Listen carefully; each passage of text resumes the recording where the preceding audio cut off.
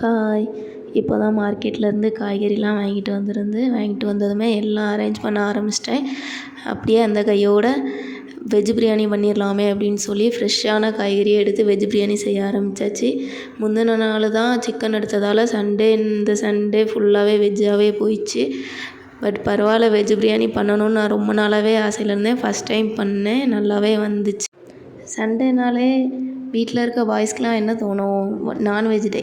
பட்டு கேர்ள்ஸ்க்கு மட்டும்தான் தெரியும் அது ஒரு க்ளீனிங் டேன்னு.